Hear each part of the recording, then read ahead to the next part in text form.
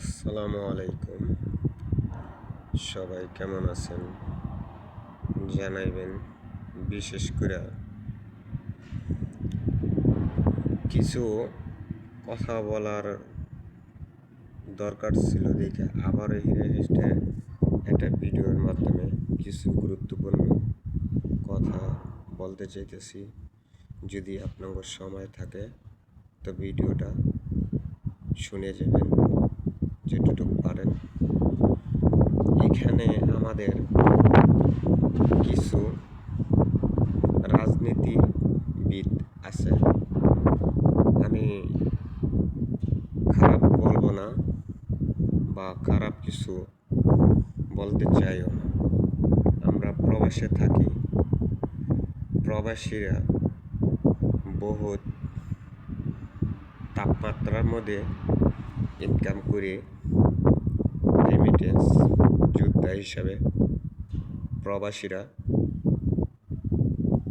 দেশ কিভাবে সচল থাকে বা দেশের চাকা কিভাবে সচল রাখতে হয় সেটা প্রবাসীরা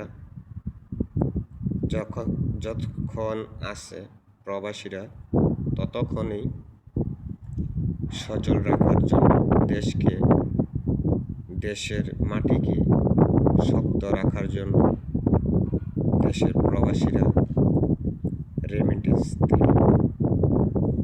ওইখানে যদি দুর্নীতি হয় বা প্রবাসীরা যখন দেশে যায় কিছু কিছু পিটকেস কাটা হালায় এয়ারপোর্টের তেনে সম্মান পায় না, তো এরকম কিছু কিছু দেশের আইনশৃঙ্খলা মানুষ আছেন, আমি গালি দেব না, কোনো কিছুই করবো না। যদি বুঝার মতন, ঠিক আছে, বুঝার মতন যদি ক্ষমতা থাকে তো প্রবাসীকে সম্মান দেন, সম্মান পাইবেন। আপনিও দেশের মানুষ, আমিও দেশের মানুষ। আমরা প্রবাসী থাকি দেশটাকে সচল রাখার জন্য, দেশটাকে সচল রাখার জন্য আমরা প্রবাসে আছি, প্রবাসে পরিশ্রম করি। সেই পরিশ্রমের টাকা দিয়ে রেমিটেন্স দিয়ে আমরা ব্যাংক মারফতে আমাদের দেশটাকে সচল রাখার জন্য। কিছু দুর্নীতি আছে, কিছু রাজনীতিবিদ আছে, কিছু ওই ধরনের রাজনীতিগুলিকে সচল রাখার জন্য দেশের প্রবাসীকে বদনাম করার জন্য কিছু অনলাইনে কিছু দালাল আছে, প্রবাসীকে নিয়ে বহুত রঙের কথা বলে। তো ওইদিকে যাইতেছি না, আমি একটা বাছাই করব। ডক্টর ইউনূসে 5টা বছর সময় দেন, ডক্টর ইউনূসের দেশটাকে সচল করার জন্য। এই বেচারি মৃত্যুপথী যাত্রী হিসেবে বয়স আছে, এই বেচারি যতক্ষণ আছে আমরা প্রবাসীরা এই প্রবাসীরা এখন গর্ব করতে পারি। আমাদের দেশ চালানোর মতন একটা নেতৃত্ব পেয়েছি, দেশের একটা প্রধানমন্ত্রী পেয়েছি। এখন আমরা গর্ব করতে পারি, এখন আমরা গর্ব করতে পারি যে আমাদের কপিলরা জিজ্ঞাসা দেশ চালানোর মতন কে আছে, আমরা এখন বলতে পারি ডক্টর ইউনূস। এখন আমরা বুক ফুলায় বলতে পারি আমাদের দেশের একটা নোবেল বিজয়, শান্তি নোবেল বিজয়ের একটা দেশপ্রেমিক, দেশ চালানোর মতো একটা উপযুক্ত মানুষ পেয়েছি। তো ওনাকে আমরা প্রবাসীর পক্ষ থেকে, 2 কোটি প্রবাসীর পক্ষ থেকে আমরা ডক্টর ইউনূসের 5 বছর ধরে, 5 বছর পর্যন্ত আমরা ডক্টর ইউনূসের দেখতে চাই। এবং কি কোনো নির্বাচনের জন্য এত কিছু করতেছেন। একটা দলে নির্বাচন, একটা দল দিয়ে কিন্তু একটা দলে যদি নির্বাচন চায়, কিন্তু ওই দল দিয়ে কিন্তু এখনও নির্বাচন হয় না।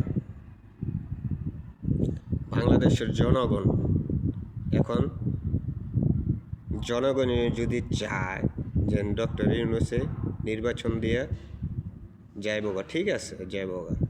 ডক্টর ইউনূসে কোনো ক্ষমতা থাকার মতন ওই বয়সটা এখনো ওই বেচারির নাই। তো ওই বেচারিরে আমরা প্রবাসীর পক্ষ থেকে 18 কোটি মানুষের পক্ষ থেকে বাংলাদেশের একটা নাগরিক হিসাবে আমি কিছু ডক্টর ইউনূসের 5টা বছরের জন্য আমরা দেখতে চাই। আর যদি হনেন এই 5 বছরের মধ্যে যদি ডক্টর ইউনূসে এখন 1টা বছর পার হয়েছে, 13 মাস হয়েছে, এই 13 মাস শেষের ধরে ডক্টর ইউনূসে কাজ দেখেন না, ঠিক আছে। আমরা তো প্রবাসীরা বহুত কাজই দেখছি, কিন্তু এখনও দুর্নীতিবাজ বাংলাদেশের মধ্যে এখনও দুর্নীতিবাজ কিছু সন্ত্রাসী, চাঁদাবাজ, স্বৈরাচার, ফ্যাসিস্ট হাসিনার প্রেতাত্মারা এখনও বাংলার মাটিতে রয়ে গেছে। তো রয়ে জন গেছে, তো ওই হিসাবে এরকম যদি এই সিস্টেমে যদি থাকে তাহলে কিন্তু নির্বাচন প্রবাসীরা জীবন থাকতে নির্বাচন হতে দেব না। বাংলাদেশের মাটিতে কোনো নির্বাচন হবে না। বিএনপির পক্ষ থেকে বিএনপির কিছু নেতা আছে, পেতা আছে, ঠিক আছে, যেটি ভারতের রয়ের মাধ্যমে ভারতের দালালি করার জন্য নির্বাচন করতেছে, ঠিক আছে। তাদেরকেও আমি বলি যে এখনো নির্বাচনের সময় হয় নাই। ডক্টর ইউনূস স্যার বর্তমানে 5টা বছর আমরা দেখতে চাই। সারা বাংলা মাটির জনগণ জুলাই হত্যার বিচার চাই, শাপলা চত্বরের বিচার চাই, সেনাবাহিনীর বিচার আমরা দেখতে চাই। 2009 সালের বিডিআরের হত্যার ওই বিচারটা আমরা দেখতে চাই। ফ্যাসিস্ট হাসিনার যে পর্যন্ত হাসিনার মৃত্যুদণ্ড না হবে বাংলার মাটিতে, এই পজিশনে এই পর্যন্ত কোনো আওয়ামী লীগের চাঁদাবাজ সন্ত্রাসীরা যেন দাঁড়াইতে পারবো না। বা আওয়ামী লীগ কি দেশের মধ্যে একটা দল আছিল আওয়ামী লীগ বলতে কোনো দল থাকবে না বাংলার মাটিতে। একটাই দল থাকবে, ইসলাম। দেশ রয়েছে 90% মুসলিম কান্ট্রির মধ্যে কোনো অবৈধ কোনো দল থাকবে না, কোনো রাজাকার থাকবে না, কোনো স্বৈরাচার থাকবে না, কোনো প্রবাসীর রেমিটেন্সের ব্যাংক লুট হবে না। দেশের মতন দেশ চালানোর মতন এখনও ডক্টর ইউনূসের কফি জন্মই হয় নাই। দেখাতে পারবেন কোনো রাজনীতিবিদেরা ডক্টর ইউনূসের একটা কফি? ভারতের সাথে চোখে চোখ রেখে কথা বলতে পারে, এটাতে চেয়েছিলাম। চোখে চোখ রেখে বাংলাদেশ কথা বলবে ভারতের সাথে। ভারতের এখনও এই স্বাধীন বাংলাদেশের মধ্যে 54 বছর ধরে দেশ স্বাধীন হয়েছে, ঠিকই নামের স্বাধীন, কিন্তু এখনও স্বাধীনভাবে আমরা কারোর সাথে কথা বলতে পারি নাই। কেন বলতে পারেন? এই জিনিসটা যখন আমরা এখন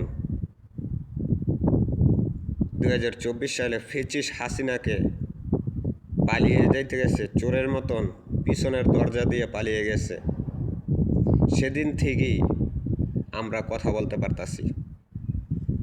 দোকানপাটে আচার বানাচ্ছে রোডে বসে যে কোনো জায়গায় এখন স্বাধীনভাবে কথা বলা যায়। আগে এই কথাটা বলতে পারিনি, স্বাধীনভাবে কোনো কিছু বলতে পারি নাই। যাই হোক, ভালো থাকবেন, আল্লাহ হাফেজ।